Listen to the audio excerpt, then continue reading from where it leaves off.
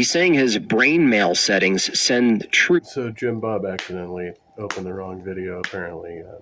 to the junk folder. He was looking for Pine Creek, and he found Pine Creek, but that's not what he meant to do.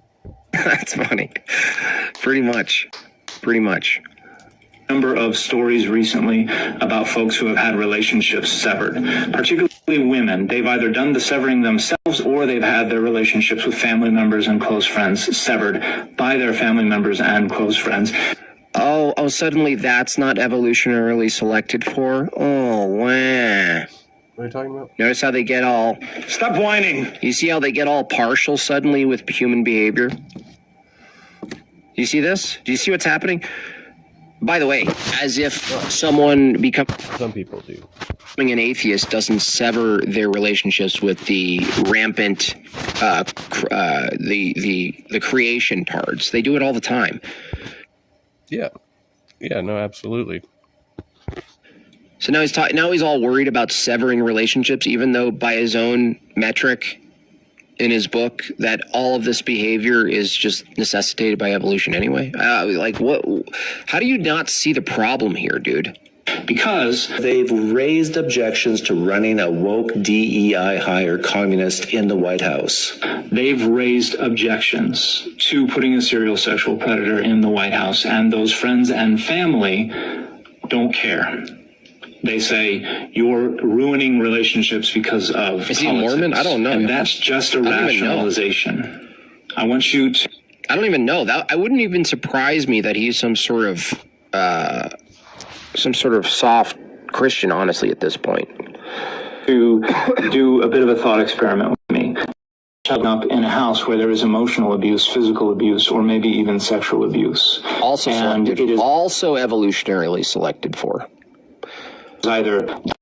This is like a meta critique. I'm critiquing him, and Pine Creek Doug is also critiquing him the way he would. So you're getting a double critique. by the authority figures in the house, or it is excused and ignored or facilitated by the authority figures in the house. Imagine you're a child growing up in a stable home where there is no emotional abuse, no physical abuse, no sexual abuse, and this child has a strong identity because they have great parents. People who grow up in situations like This is truly strange. often don't feel safe or comfortable in their own homes because they know at any moment somebody could come in and can abuse them, and they have nowhere they can turn. The people they're supposed to be able to turn to are telling them it doesn't matter. This value of hard work. Okay, well, this isn't what we were supposed to be doing today. I just happened to stumble upon this. Okay. And,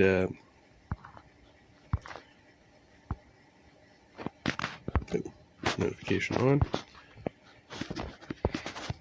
So anyway, yeah, I don't know what kept happening last night. Prism kept cutting me off, because yeah, I don't really know why. I'm just going to assume that it's the weather, and the weather is still shit. It's absolute shit. In my neighborhood, when it rains like this, because it's raining a lot, the water actually it comes up onto the sidewalks, which is where it is now. It's been quite something. Oh yeah. Don't think. Well, we'll see how far we get in this. This is where we were at last night, so we'll go back here.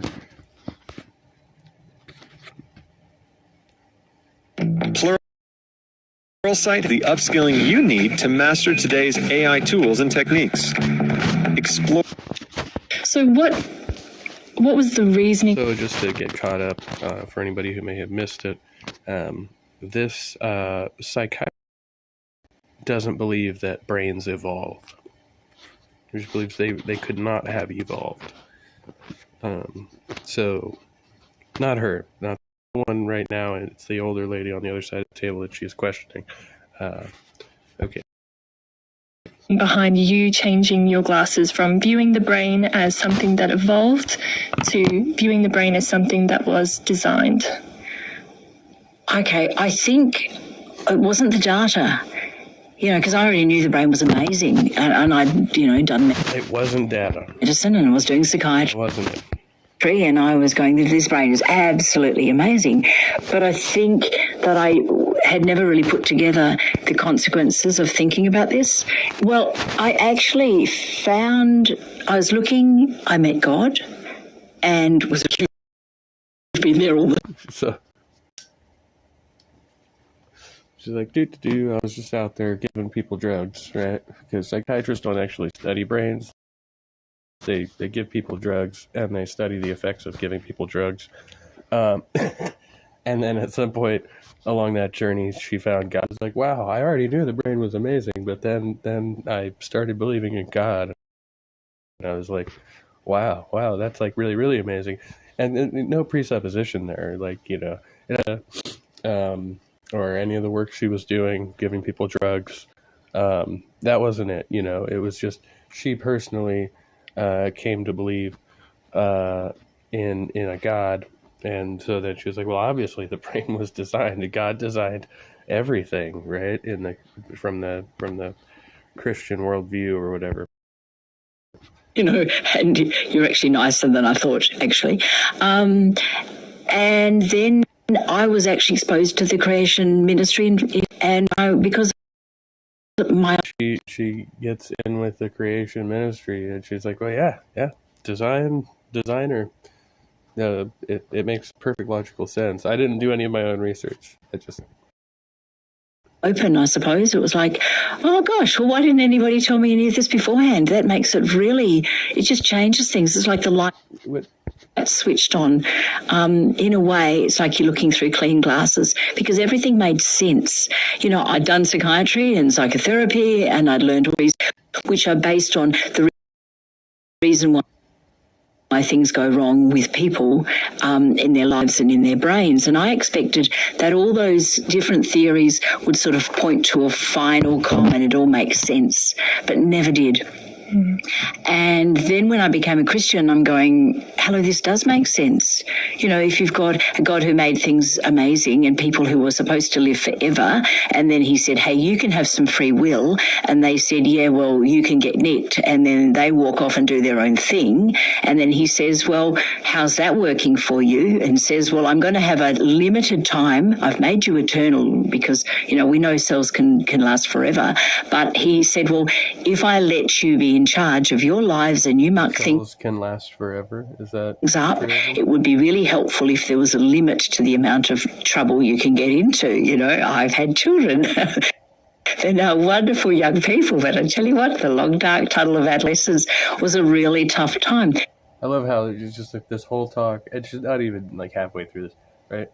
Non-evidence based. It was just, I came to believe that a power greater than myself could free me from psychiatry. It's amazing. And watching your kids make decisions that you can see further down the track will probably not be good decisions, but they can't see that, and you've got to let them go and let them, but you put limits around them. You put a bit of a safety thing in there. So what is it that is so complex about the brain that you find so fascinating? Right, okay. You've got lots of brain cells to start with. You've got 86 billion neurons. They're your computers, and they're the ones that talk to each other. Then you've got your glial cells. I think the most amazing part about the brain for me is the fact that you're constantly generating new neural pathways, right? Like, and there's I can't remember it now, but yeah, there's a lot of really fascinating stuff about that. And they do the cleaning and the organising and calming down they're like the nursemaids of the computers. Okay, now these little cells are arranged in regions. Okay, so where do you think you keep your frontal lobe? In the front. Yes, that's your CEO. Then you've got your temporal. I love the way she just described it. Where do you think you would keep the frontal lobe? lobes over the temple, and they're to do with memory, particularly emotional memory. Then you've got your parietal lobes, they're up the top here, and they are your coordination ninjas. They organise movement and manage to help you. Ninjas. I like that. She snuck ninjas in there. With your spatial awareness as well. And then at the back, you've got the occipital lobe, which is your visual arts studio for taking everything in and organising what you can actually see. And then in the middle, you've got the limbic system, and that's for emotional regulation and survival, joy. And you also have your So she's like, look at me, I can categorize the parts of the brain. brainstem, which is below all that, and that's fairly boring, I think, but it does keep you alive because it makes sure that you breathe. It's very helpful about that too. So there's lots of regions in our brains. Yep. How do they all connect? How do they communicate? Right. Well, the answer to this is lots of different ways, as you'd expect. The neurons connect with they're things called synapses. Okay. And if the synapses would be like your social media, so they chat amongst themselves and they pass messages and they use neurotransmitters, little chemicals, and they're like the emojis when you're transmitting various things. Okay, so that's one nerve Is that cell what they're like? They're like emojis? Like sending... okay. to another nerve cell. And then the regions connect with, you've got a whole lot of cables everywhere. So it's quite a sophisticated communication system. Oh, absolutely. If you Google connect... No way. It's not that sophisticated. It's just your brain send messages to your body, and your body sends messages back to your brain. It's really... Times they've actually done pictures of the connections between various parts of the brain, front to back, top to bottom, left to right, and of course they've colour-coded them backwards and forwards. all, and you go, wow, that's amazing. And researchers look at what parts of the brain light up when you're doing a particular... Mind you, this woman is not actually like a neuroscientist of any kind, right? She's a psychiatrist. She just gave people drugs and fucked with their heads, particular task, and they find there's a reward pathway, so something happens and you feel good, and then the brain says, how can we do this more, and we learn. Okay, there's the default mode network, which is whirring away in the background when you're just relaxing or daydreaming or being creative, and then there's a task positive network, which switches on when you want to do something. So that is really focusing on the outside world more, and that's supposed to switch off the default mode network. And of course, in psychiatry, we see people whose default mode network isn't switching off, and their brain's whirring around and they can't sleep, or they're depressed, and so it's important to understand the different parts of the brain. That's not the default mode. Like, the default mode would be just having completely normal interactions with the world and not having depression and not having insomnia, like, would be default mode, right? And then, like, if you're having these problems, right, it's clearly an indicator of some, like, interruption in the system, right? Brain, so when something goes wrong, you can try and work out where it is and try and work out what to do to help intervene there. So the brain seems like it was very intricately designed. Absolutely. No, it doesn't. There's no reason for you to think that. Like, you're assuming that because, like, in fact, so, and she said, like, she had no evidence for this, and all of her time working in psychiatry, there was no aha moment, right? Somehow she converted to Christianity, which she speaks very vaguely about, and then all of a sudden, of course the brain was designed, because according to the Christian worldview, God designed everything, including and especially humans and their brains, right? You've got so many things working together. If you decided that you were going to change one thing around or add something new, that would actually have cascade effects, the domino effects on everything. So if you removed one part Is it cascading, or are they falling like dominoes? Because those are two different metaphors. of the brain, or if you rearranged the order of the brain communication system, you're saying it wouldn't function the same way? Well, the interesting thing about you can actually take out a half a brain from a very young child, and often they can compensate. The issue of losing some of your brain. I know it was just her accent, but I heard cutting half the brain out of a young child who's an orphan. If you're a young child, neuroplasticity is such that that child can probably function in most areas with much less brain, which is great. However, if you have a stroke as an old person, it's a bit more difficult for a whole brain region to take over. Let me tell you something cool about the parietal lobe. Well, yeah, because you learn to adapt, right, like through development. So in early childhood development, you can take away any number of things, like components of a living organism, right? And if it learns to adapt in early development, it's fine. If you do that to somebody when they're older, when they're already developed and they've adapted to, say, use the left hand, and then you take away the left hand, all of a sudden they don't have a left hand anymore, and they have to adapt to life without the left hand, which they've had all of their lives. Whereas if you take the organism and you take their left hand before they've developed, they just learn to survive without it, right? So it's similar with the brain. It's similar.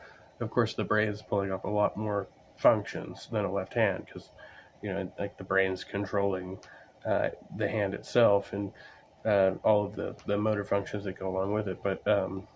But yeah, so it seems obvious that if a child grows up learning to live without a particular component that they otherwise, normally would have, they're going to adapt far better than a person who has already developed and then loses a component that they're accustomed to having.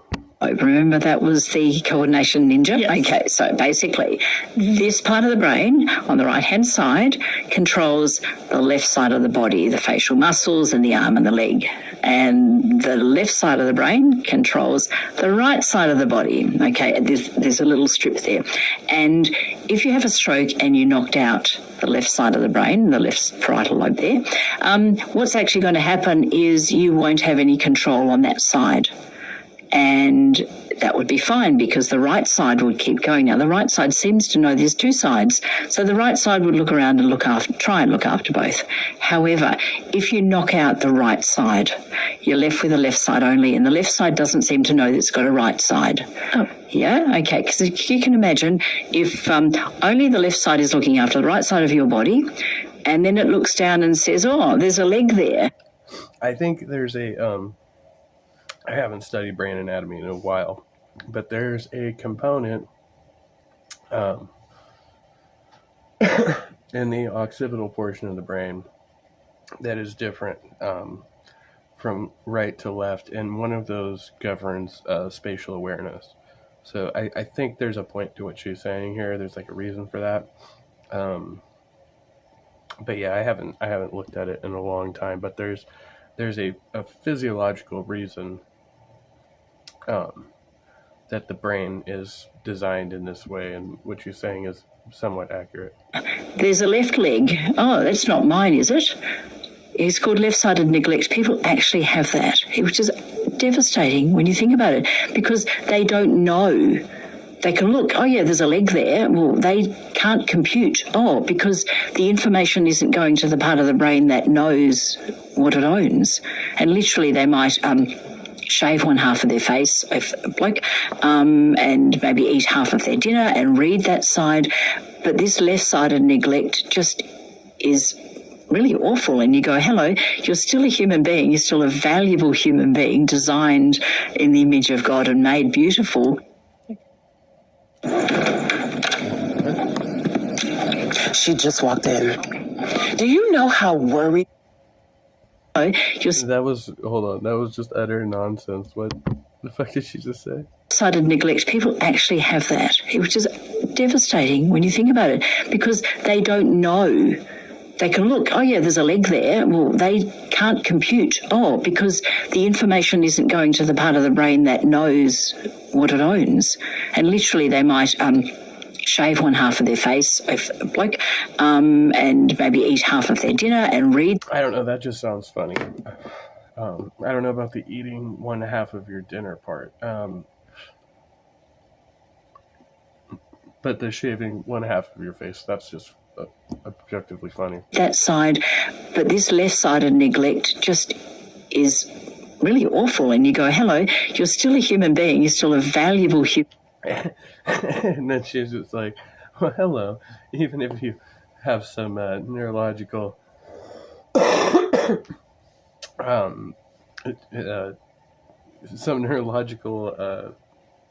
condition, right, which makes you neglect half of your body, you're still a beautiful creature of God. Being designed in the image of God and made beautiful.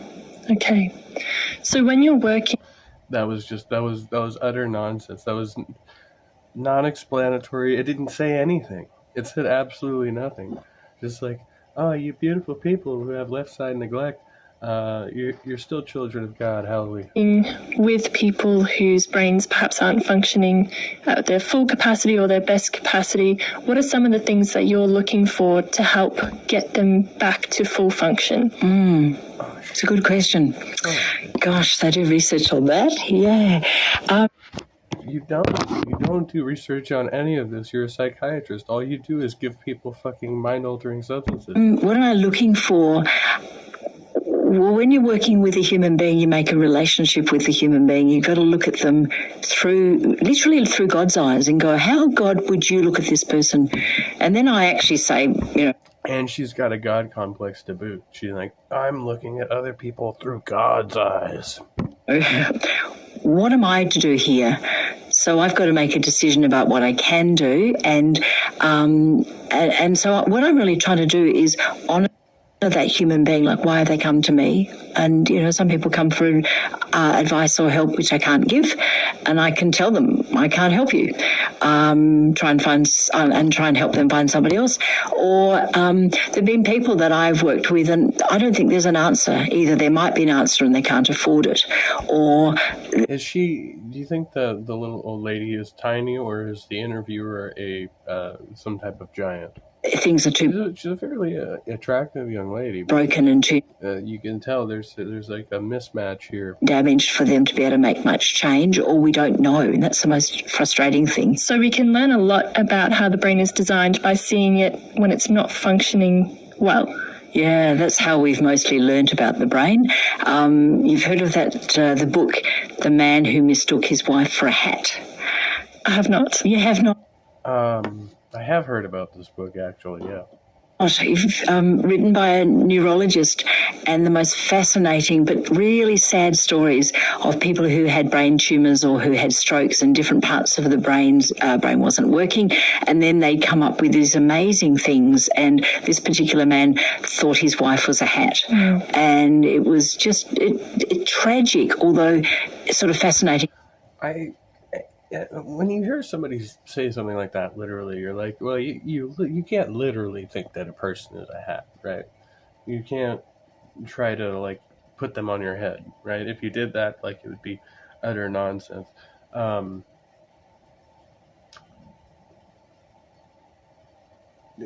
think there's, like, a poor, word association going on here, right? They can no longer associate, like, the name of that person, or what they represent, as opposed to a hat. So there's like, I made some type of reference like this a while ago, a good one, when I was snowing my kids years ago. If ever my kids happened to spot out some drug paraphernalia in my house, I would say, oh no, that's a light bulb, right? I would just say that. Like, it didn't mean anything. I was just like, that's a light bulb. And they'd just like, okay. And they'd look at me funny and then they'd walk away. But they didn't question it, right? And it was like kind of like a harmless lie. But I would just be like, yeah, oh no, that's a light bulb. And they'd see something sitting on the shelf, that wasn't supposed to be there. And it worked 100% of the time. I would just say that. I didn't actually think it was a light bulb, and I didn't expect them to believe it was a light bulb. I just wanted them to stop asking questions, you know what I mean? at the same time, because I think we're actually quite fascinated by human beings, aren't we? Always. I wonder if you could tell us a little bit more about how the brain does communicate within itself. Okay, so at the neuron level, yep, okay, and I mentioned synapse. It's a Latin word, syn, S-Y-N, means together, like sync your phone, yeah, and synergy, and apps means fasten. I don't know if we have any English words from that one, but a synapse is the fastened together places between the brain cells. And brain cells have a main computer, their body, and there's She's huge. Either the one on the right is fucking huge, or this lady on the left is just tiny. nucleus in there, which I'd love to see them standing side by side together. has all your DNA. And then you have really long cords going from one place to another, and electricity travels along that. When you get to the next brain cell, if you just had electricity, well, it would go and then you've circuited your brain, and that's not very good. And if all of them did that together, you'd have an epileptic fit. So it's really important that the brain cells have some sort of regulation of their communication. Okay. Now that brings me back to design, because if you've got something that happens when it's meant to and it stops happening. Her head looks like she could fit two of her heads. The old lady's head and the younger lady. When it's meant to. That's design, isn't it? So at every level of the brain, you've got design. Anyway, so you want to talk from how big her brain is. One brain cell to another brain cell. And so when I believed in evolution, I thought, oh, isn't this amazing? At the little edges where they're talking to each other, you've got packets of particular chemicals called neurotransmitter, and their particular shapes. You've probably heard of the names dopamine, serotonin, adrenaline, maybe not GABA and glutamate. Never heard of any of those. No, but the first three you've heard about, and they sit in little... Actually, I've heard of all four. I lied. Bags. They're like different shaped basketballs. And when the electricity comes down, the bags burst and then they pop out. There's a little bit of a gap, and then you've got the other nerve cell. On the other side of the nerve cell, you've got some receptors, just the right size, so that the dopamine little basketballs go into the dopamine receptors and the serotonin goes into the serotonin receptors. She just called them basketballs? Why did she say basketballs? That was weird. Oh, wow. Okay. And how on earth did that evolve? All right. So you've sent over your little neurotransmitters. When they get into the receptors, then what happens is they go ping, and when you get enough pings, the message goes along and then along the cord to the body of the next brain cell. And how did that evolve? Because what do you do first? Like, evolution is supposed to be one thing, then the next thing, then the next thing, and by chance. Well, what happened if you evolved all of... One thing and then the next thing and the next thing and the next thing by chance? Not exactly. That's not really a very accurate description of what evolution does. But if your little brain cells and your dopamines and your serotonins, but you haven't got... It's funny. Actually, that is somewhat accurate. Again, so evolution, I think there's a big thing, the way they talk about it's like punctuated equilibrium, where it's like the system runs, fairly consistently for long periods of time, and then you have some external factor, right? It's generally an external factor that comes and insinuates itself, and then boom, you have some major jump, some major shift in the way life evolves, right? Because it just keeps doing its thing, trudging along, and it's pretty basic, and then you have some more extreme force exerted on it that forces it to adapt in such a way. It's like, oh, now you have this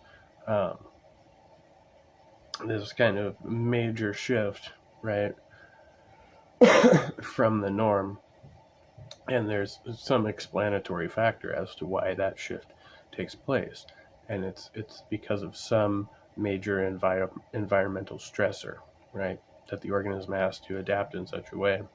And then you can explain kind of really weird like they call it punctuations in the equilibrium, where you find those things happening. But that's abnormal.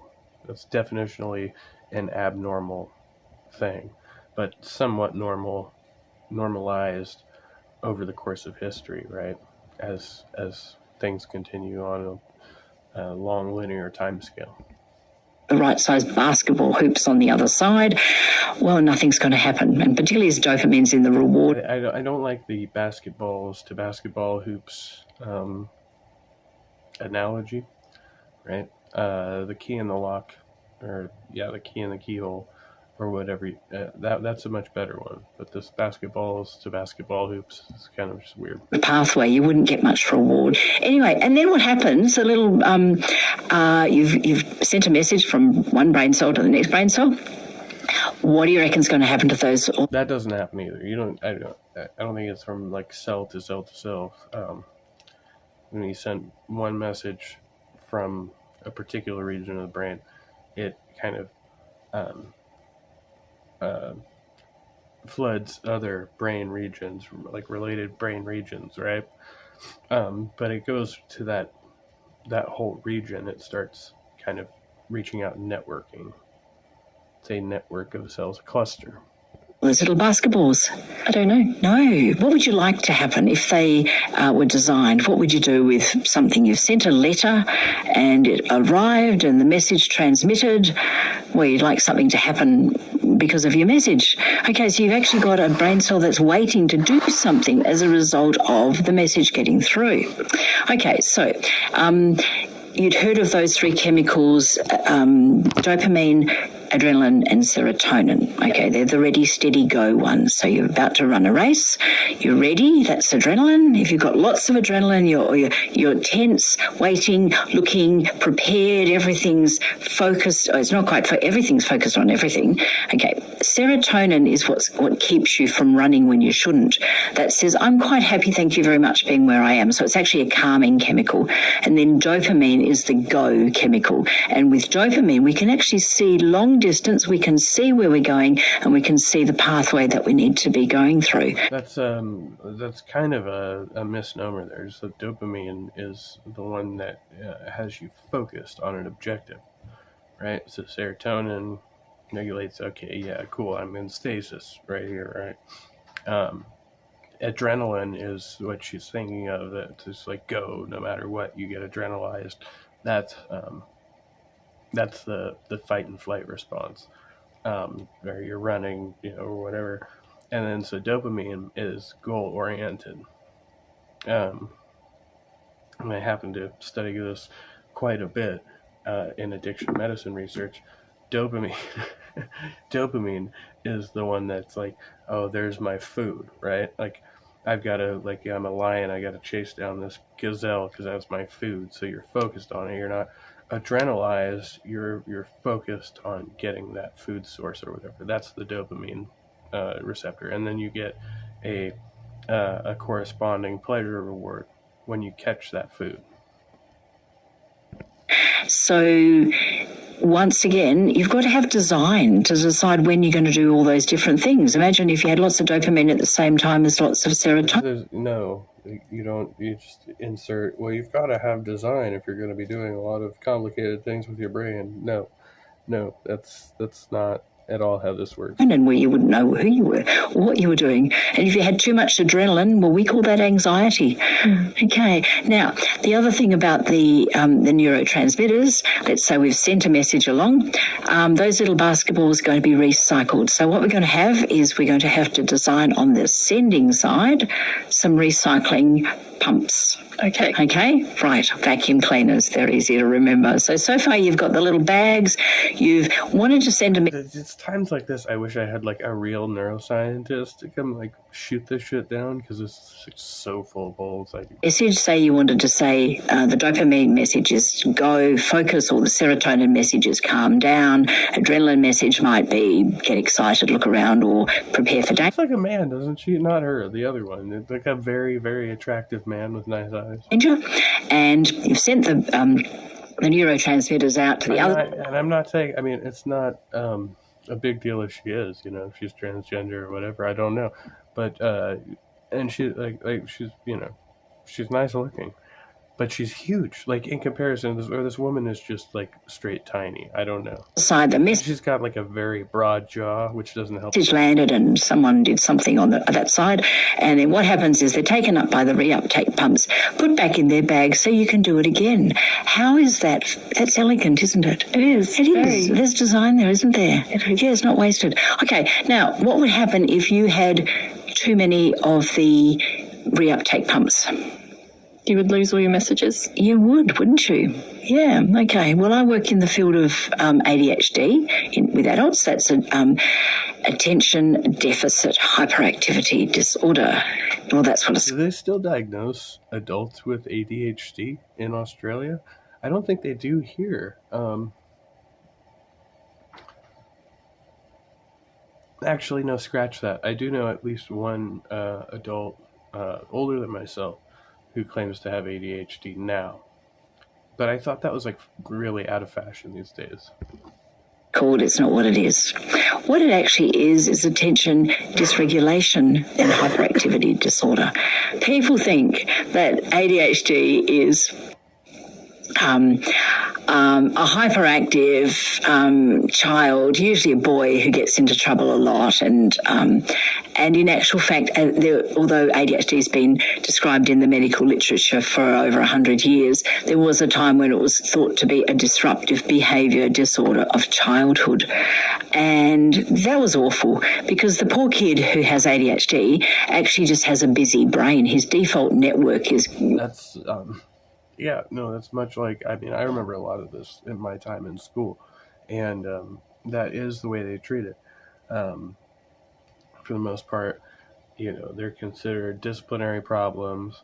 Any child, whether it be with ADHD, ADD, on the autism spectrum, a number of other, like, either learning disabilities or emotion regulation issues, and they immediately say, well, this child's behavior is disruptive, right? And so they need to be removed from the classroom.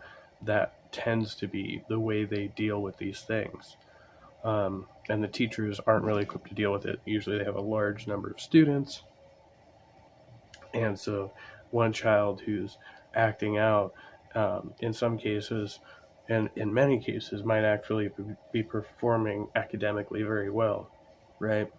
But then they cause distraction in the classroom for the other students, and so they are typically removed from the learning environment. Whizzing around inside, and he has trouble being able to get his focusing network to turn that lot off so he can focus on what he wants to do, except when somebody shouts at him, then he gets a lot of adrenaline, and that actually helps. So the poor kid is used to being shouted at. If you're diagnosing disruptive behaviours of childhood, you're probably not going to diagnose many girls, are you? Because most girls know that if they sit still, even if their brain is whizzing around inside, they're not going to be picked up. So fortunately, we've got a better understanding of ADHD than we did even 20 years ago. And we've been... That actually didn't tell you anything about the behavior of girls, just that they do behave in such a way, but I'm sure there's probably better explanations for that. Picking up a lot of adults who've said, I've got a really busy brain. And sometimes it works really well, and sometimes it doesn't really work very well at all. And how come that is? So I actually get the... It makes me like doubly skeptical because she works with ADHD adults, at least they're adults, and in psychiatry. So she's primarily prescribing medication, which is something that I'm very skeptical of. You know, the pharmaceutical industry in itself is like has a problematic past, right? But the doctors themselves, right, they're going to be rewarded for some, essentially very short-term behavior modification. They're not generally staying with patients for a long number of years to actually study the long-term effects of their treatments. And so there's all kinds of issues with psychiatry, in my opinion. Privilege of helping them to put some glasses on to be able to see their own brain, be able to understand what's going on there. And ADHD is very common. It's about 5% of the population. Well, 5%. 5%, it's quite a lot. And it is genetic. So in terms of the things that are genetic, eye colour is high, very genetic. We know that. Height as well, and ADHD is just under there. Lots of other disorders we have, like Eye color and height, she's got both of those. depression and schizophrenia, which have biological bases, are Couldn't help it. less genetic. There's more environmental factors involved. But anyway, so it's genetic. So what do we do if we diagnose one person in the family and the other people in the family are going, hang on, I thought this was hyperactive boys. No. This is a person with a busy brain who's trying really hard to focus. Sometimes they focus well and sometimes they don't. And then lots of other people in the family come up and go, oh, I think I've got that too. Then they go, yeah, but it's not a bad thing most of the time. If my busy brain is busy, I'm creative and I'm an entrepreneur, or I'm really fun. It's funny because I was listening to something. Anyway, doesn't matter where I got it from. The point is, basically what they were saying was, like, in schizophrenics, there's like this really low probability that somebody who has a genetic predisposition, in other words, runs in the family towards schizophrenia. There's still like a quarter of a probability that removed from the environment of being raised around a schizophrenic that they will develop schizophrenic tendencies on their own, right? It's like it becomes a remote possibility that will manifest itself. So yeah, it was like 1/4, one third, one of the other of those. With the kids, a lot of people go, well, I've got a busy brain, but I'm fine. And other people come and they go, I've got a busy brain and I'm exhausted from trying to focus. Or I was really good when I was managing things where there was a bit of scaffolding around me where I didn't, someone else told me what to do. I've got a really strange sense of deja vu when I said that, because I feel like I've said that on this channel before. And apparently, I got it from the Symbolically lectures, and I listen to that, probably like every year. And it's like 20 years old or something. It's an older one, but most of the data in there remains consistently true. If you look into the research that was being done at the time, which was like cutting edge, and is still the most part cutting edge, and they have some new shit out there, but a lot of that, like the stats on mental health remain consistent, which is why his depression study and lecture is still so prevalent. So we have kids who come in high school that were fine in year 9 because everybody's brain's all over the place. And then we get them at year 10 and 11 and 12 and they go, I just can't focus. So we teach them what's going on with their brains and we help them to be able to manage. That is amazing. So you're saying that the well-designed communication... That's actually, a very noble cause. If that is, in fact, what you're doing, then you're helping people who otherwise have trouble with, organizational skills and social interactions and stuff like that to manage their lives. That's a noble cause, and I'll give it to you. And I don't think, whether you believe in intelligent design or not really shouldn't factor into that unless you're preaching that to people. See, that's where I would draw the line. Like, if you're trying to convert your patients, then I think that'd be problematic. But yeah, other than that, I mean, it's just basically, I think, an oversimplified way to look at the world, the nature of reality. System in our brains has kind of gone off kilter. Yeah. There's actually a biological advantage. It's called the hunter-gatherer genes, the Viking genes.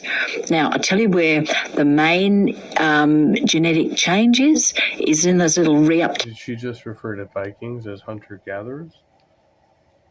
I think there may be some inconsistency there. the Vikings were, well, I mean, among other things, they're probably hunters and gatherers, but they're much more well known for being plunderers, right? They were warlike peoples who took shit from other people. I thought the Celts were more the hunter-gatherers, but I don't know.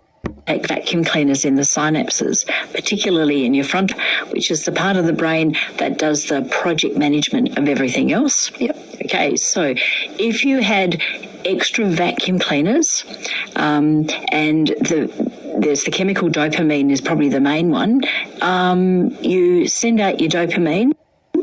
If you've got extra vacuum cleaners, it gets sucked up too fast, so you don't get the dopamine messages. And dopamine's to do with that task positive network of looking, focusing, staying on track, going to a goal. If you haven't got dopamine messages, the default network is going along and you're busy thinking about all sorts of different things. Or you might hyper-focus on one particular thing and then you can't stop to be able to do the next thing that you need to be able to do. Okay, so that's not the entire story for ADHD because the whole of the brain is involved, particularly the cerebellum, which sort of evens things out for movement as well as evens things out for thinking.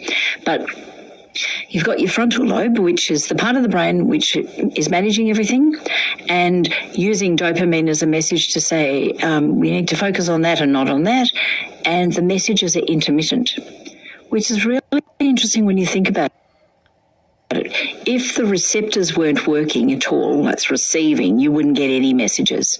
But if you've got a problem with extra vacuum cleaners in the reuptake ones, what happens is you send out a packet of dopamine, and if you send out a lot, you get a message going through and you're quite normal.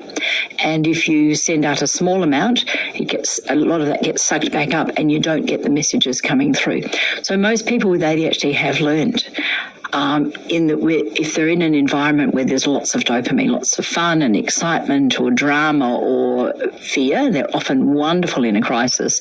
And they go, oh, in a crisis I can think clearly, but otherwise I just can't get my work done. So they've actually discovered that if they're in some areas where there's lots of dopamine, they do well, or they find things to give them dopamine.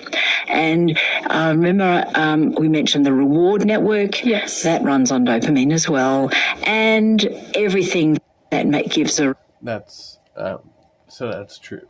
I mean, everything as far as she's describing there, I think I agree with as far as my understandings. Yeah, and you're looking for activity, right? You're looking for busying work. That's another component to it. As long as you're busy, your wheels aren't spinning, for the most part. Now there can, and I'll attest to this, I've done very busying work, like assembly line work and stuff like that, where there's not a mental component to it. Like you're basically just performing the same task for hours on end, and then your wheels start spinning again.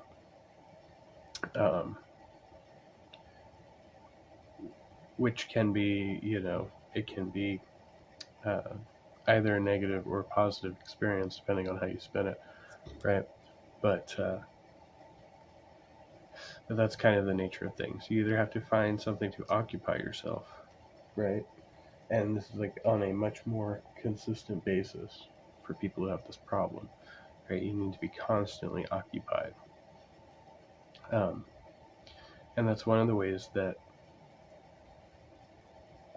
it fosters like addictive behaviors, is because it's something that you're kind of constantly doing.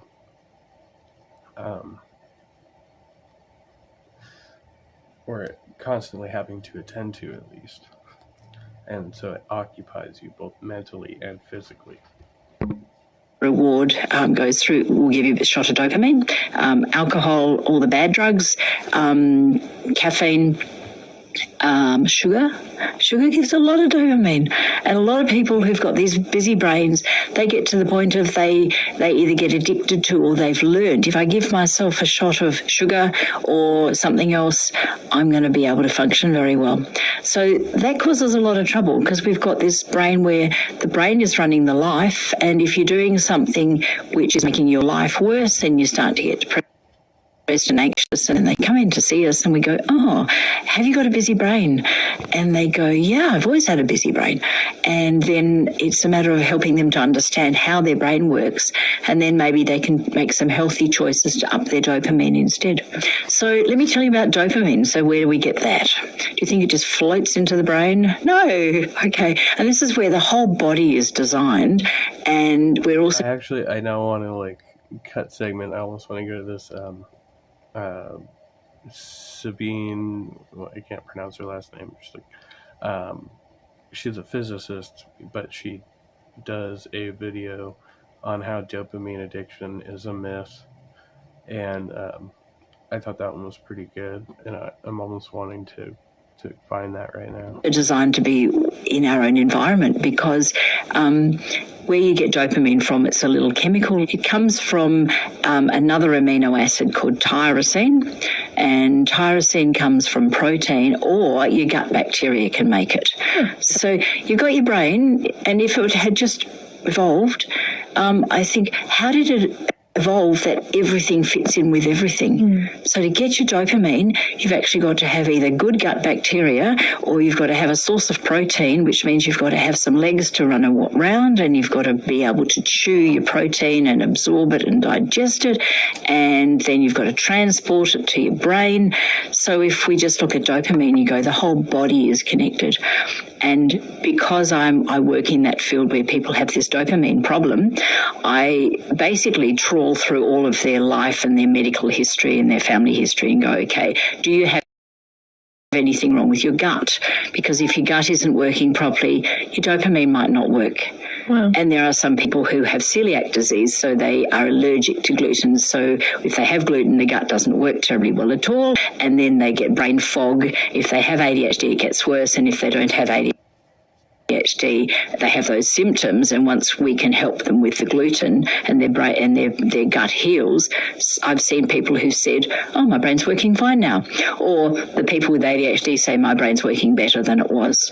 So we go and we look at, and then the other thing is, where else do you get dopamine from? Well, you need a little protein factory to make the tyrosine into actually L-dopa, which is then turned into dopamine, which is then going to adrenaline.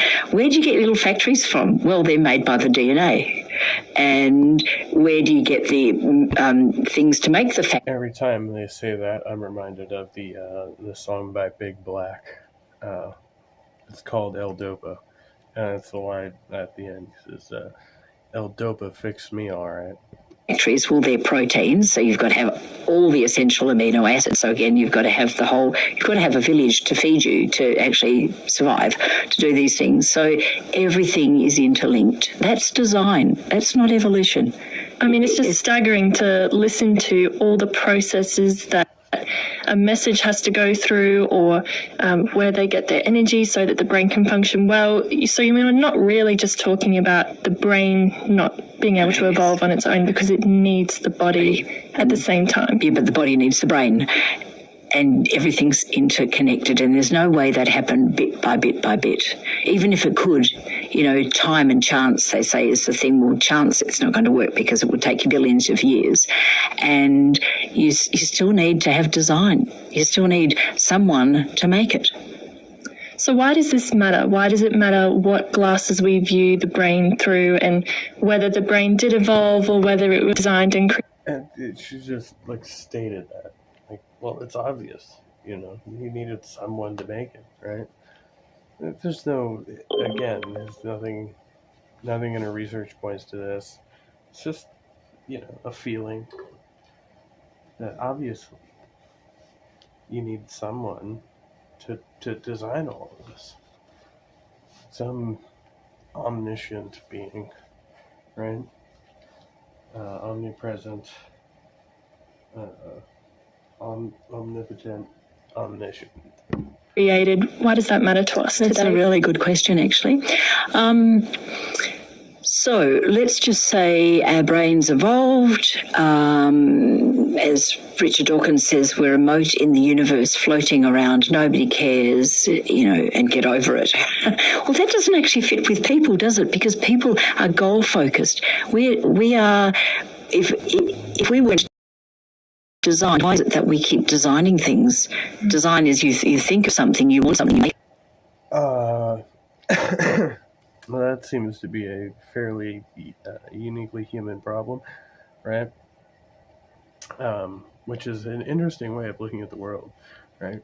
That just means that we are very interesting beings that are capable of like introspecting on things like that. And it doesn't imply that any other being other than ourselves, right, actually thinks that way, because we don't have any evidence of that being. We only have the inference, right, from our own introspection that maybe something else like us exists, which is interesting because we theorize God in that way, that because we are intelligent, planning creatures, that some other intelligent planning creature must exist, even though we have no evidence of such a creature, right? Kind of puts an even more interesting spin on our saga, right? And still says nothing about the veracity of the claim, right? It says something more about humanity. And you produce it and you have joy with that, and that can't be explained by evolution. But when society thinks that everybody evolved, you start to find that there's not so much wonder, there's not so much respect. You look at a person and you go, well, how useful are you? And if you're not useful, let's get rid of you, which would be great if you were a machine. You know, if you're no good, you can scrap you. But if you're a child whose mum can't look after you, well, we can get rid of that business there. Well, now she's going anti-utilitarian, which, you know, I can kind of get behind that. Utilitarianism is kind of a dead school of thought, right? It's like classical economics. You know, it doesn't mean anything. It's just some guy trying to maximize profit, you know, at the end of the day. And what if you're an older person who nobody wants to pay for? Well, let's get rid of that business there. And you get to the point where society changes the way they see everything, the way they see themselves, the way they see each other, and you lose the love and the joy. So you're saying that in order... You get no love and joy. No joy, no love. Can I do the accent? No love. No love. No love. to see people with true respect and wonder and admiration and care, it's helpful to have this idea that they were... It's like if you didn't have an intelligent designer, nobody would be happy or love each other, man. Designed specifically by... This is very, very hippie shit. A creator. Absolutely, yeah. Let me tell you two parts of the brain. We've talked about the frontal lobe and the limbic system. The limbic system sees one perspective at a time, and the limbic system is basically what gets activated if you say you saw a snake. You're totally focused on survival, and the alarm bells go, and you're going to decide to run or hit it, probably. The frontal lobe sees two perspectives, and the nerves in the frontal lobe... I once came upon a very large rattlesnake while I was on a hike, and it was just sleeping there. But it was like right in the middle of the trail where I would usually walk, and I wasn't like paying attention, right? So I walked, right up to the snake, and it didn't move, at all. Like I didn't see it move, but I came so close, like I almost stepped on it. And it was huge. It was a huge fucking rattlesnake. And so the first thing I did, of course, was I stopped, like right where I was. I just froze, and I looked at it, to make sure that it wasn't making any movements. Stared at it for a minute, and then I immediately scanned the surrounding area to make sure, there were no other snakes, nothing else I wasn't seeing, no obstacles. And then I took like a step back, I don't think I had a snake stick with me. I would usually carry a stick, but not always. Even if I did, I wouldn't have been like compelled to use it, right? Because my brain, right, like I was making all these calculations, like the snake's not moving, and I have space to wiggle out of here. So I took like a step back, and then a couple steps to the right, and I was able to just walk around it, like a few paces around it, and continue on down the trail. But I was like completely calm in that moment. Like you have like that very first moment of panic, and then you're like, okay, if I make any sudden movements, like turn and start to run, right? There's like a higher probability that this animal is going to like strike out at me, right? But if I just remain very calm and move around it, like I just continue on my journey, and I don't have to have any negative interaction with this animal, right? And it's like pure logic just like kicks in, just like, oh yeah, I'm out here in the woods and this is where snakes live, and dude's just like hanging out, getting some sun, like he just wants to be left the fuck alone. As long as you just leave him the fuck alone, then you'll be fine. And that was pretty much it, like there was no like you have that initial moment of like, oh shit, I'm gonna get bit, and then the snake doesn't move, and you're like, okay, I'm just gonna like go this way, and it works just fine. It can actually hold two ideas at the same time without having to kill off one of them. So the limbic system is either black or white, and it's like war zone. It's fear-based, as if there's a lack, whereas the frontal lobe sees two perspectives at the same time without having to kill off one of them. So you can look at a person with your frontal lobe and you can go, I don't like that behaviour, but I can still like you. There's that but. And because there's that but, there's choice. You can choose if you're nice or not to them.